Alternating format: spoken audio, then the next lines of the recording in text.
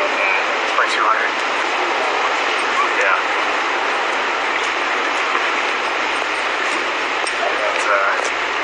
Take one shot for procuring that lens for me.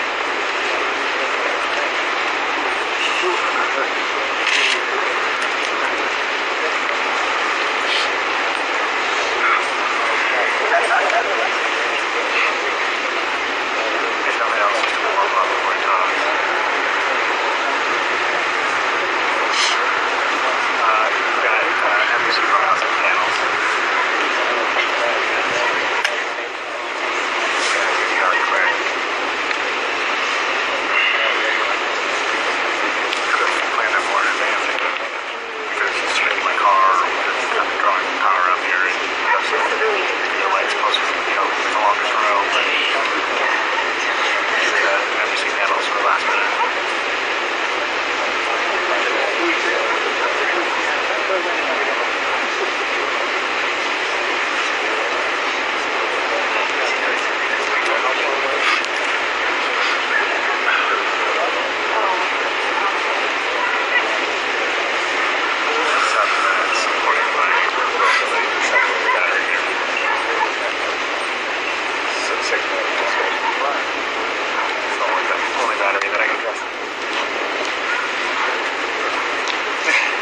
Yep, I think it might be decided right now. It says...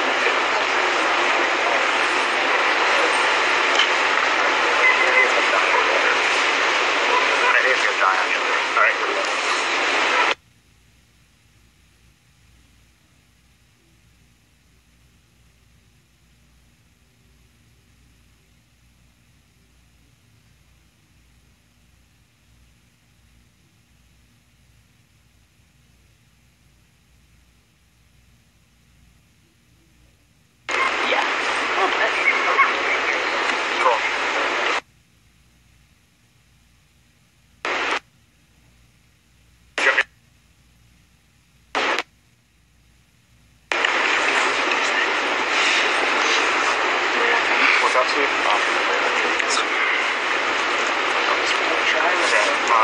I can put a headset on and stay on if you guys want me to.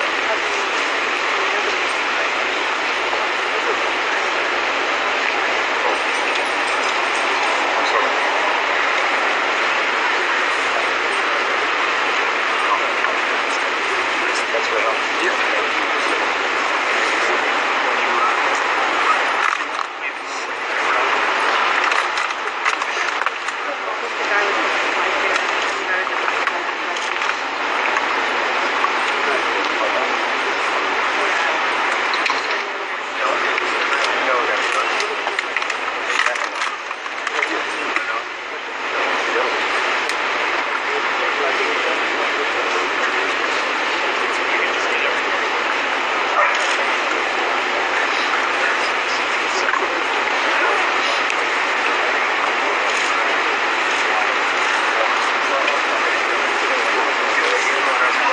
Linda. Did somebody call for Maria? I'll probably pop in behind you. And you on the radio? So I don't surprise you. Where's your camera? Is that your camera that's wrong? David. We'll hold it out of back focus. Did you hear that, David?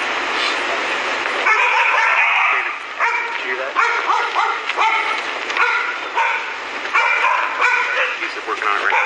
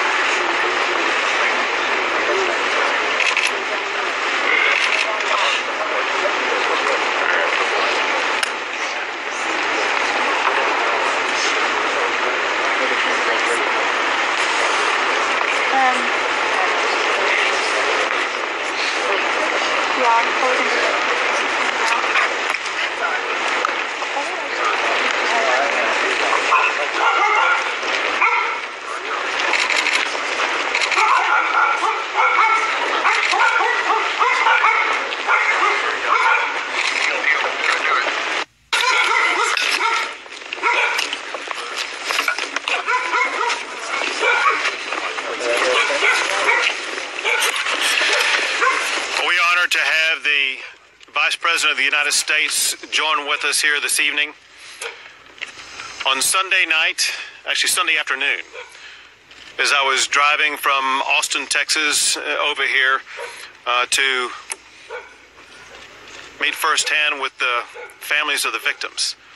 It was at that time that I received a telephone call from the President of the United States, where early in this horrific event, he wanted me to be sure and convey to the people of Texas that he was thinking about Texas, he was thinking about Sutherland Springs, and he wanted them to know that he and the United States of America will be here by their side to the very end.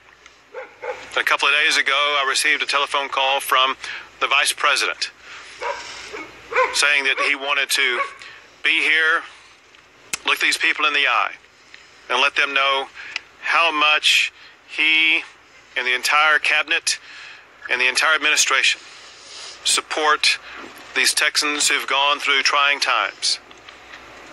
I did have the ability to speak with them on Sunday night in the community center, and I could see through both their tears and the hugs and the handshakes and through the candlelight vigil that these are people who are well grounded in their faith in God. They've been through a trauma that few people will ever experience in their lives, but they're coming through it because they're guided by the strongest power that exists, and that's the power of God. We had the privilege of visiting with some of the victims at the hospital moments ago, one of whom was shot in the back and was injured in his vertebrae and spinal cord exactly where I was injured. His mom and I shared hugs and talked about the future. I said, you know, one day he may grow up to be governor. The reality is that, yes, there have been tremendous tragedies, and there have been remarkable Texans who are flanking us right now, who've stepped up in a time of challenge. But we're showing, just as we did in the aftermath of Hurricane Harvey, when Texas faces a tragedy, Texans come together and respond profoundly. And I'm very, very proud of our fellow Texans. I'm also proud of a man who has, for a multitude of reasons, been spending a lot of time in the state of Texas. He's a man who knows Texas, who cares about Texas, and is here to speak on behalf of the United States, and that is our tremendous Vice President, Mike Pence.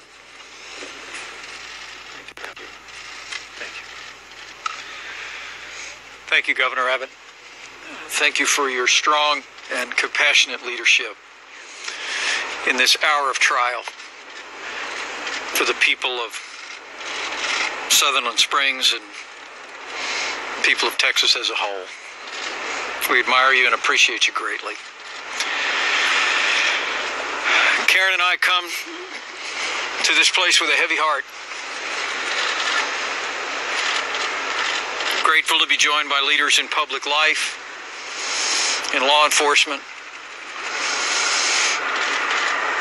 and to have the privilege to meet the leadership of this special church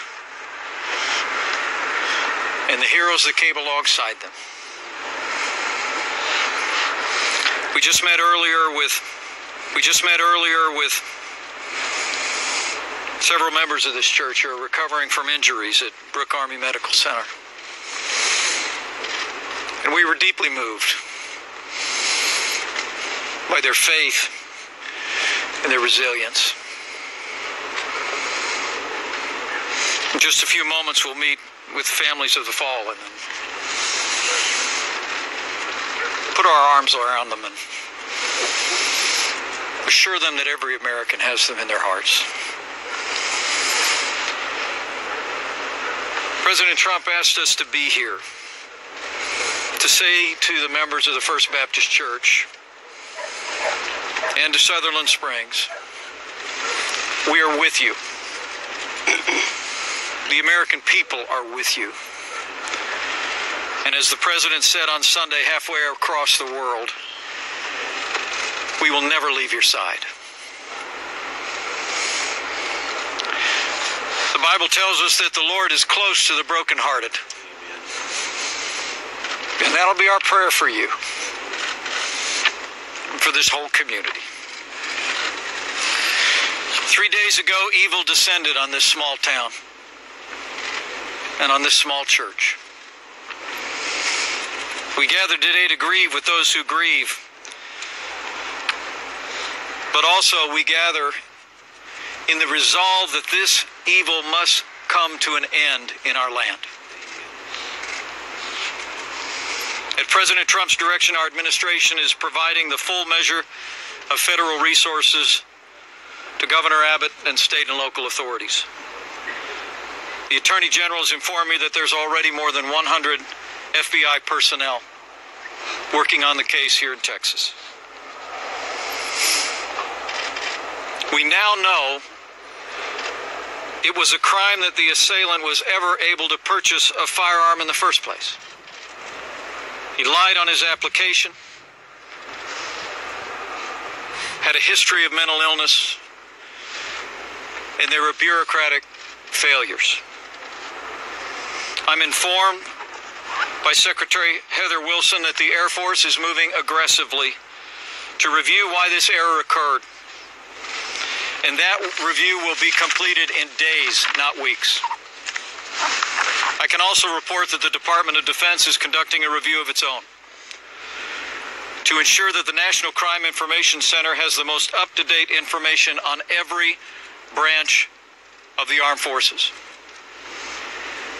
We will find out why this information was not properly reported in 2012. And we will work with leaders in Congress to ensure that this never happens again. So we're here to express our deepest sympathies, our resolve, but we're also here to express our admiration for a special community of faith. Standing in this place is very humbling to me. Every American has been inspired by the heroes of Sutherland Springs.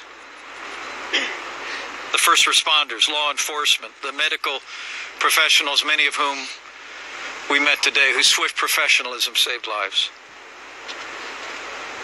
And the two Texas heroes, who I know don't consider themselves heroes, who we had the privilege to meet on this street where they confronted, fired on, and chased down the assailant. These two brave men undoubtedly saved lives. But I must tell you, I think Karen and I are mostly inspired by this community of faith. Pastor and his wife are with us today, others that we met at the hospital, and some who are no longer with us. We just met Gunny Macias, who's recovering from serious injuries, shot 5 times. But I was told, despite his injuries, that Marine stood up and was triaging the scene, barking out orders. And then we think of Joanne Ward, who laid down her life, shielding her children, ultimately saving her son.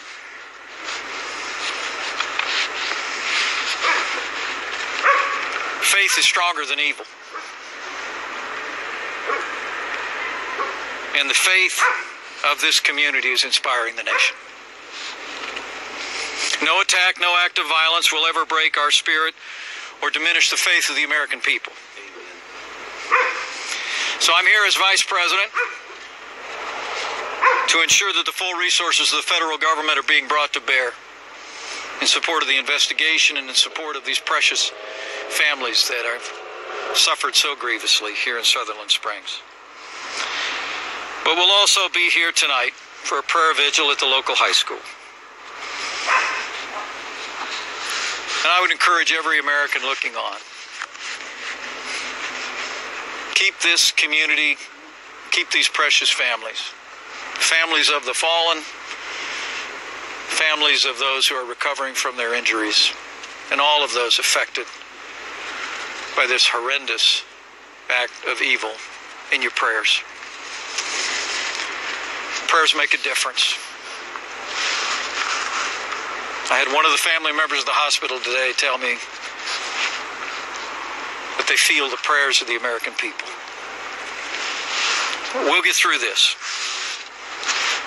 We'll get through this through faith, and we'll get through this on the basis of the good and strong people of this community and of this great state. Thank you.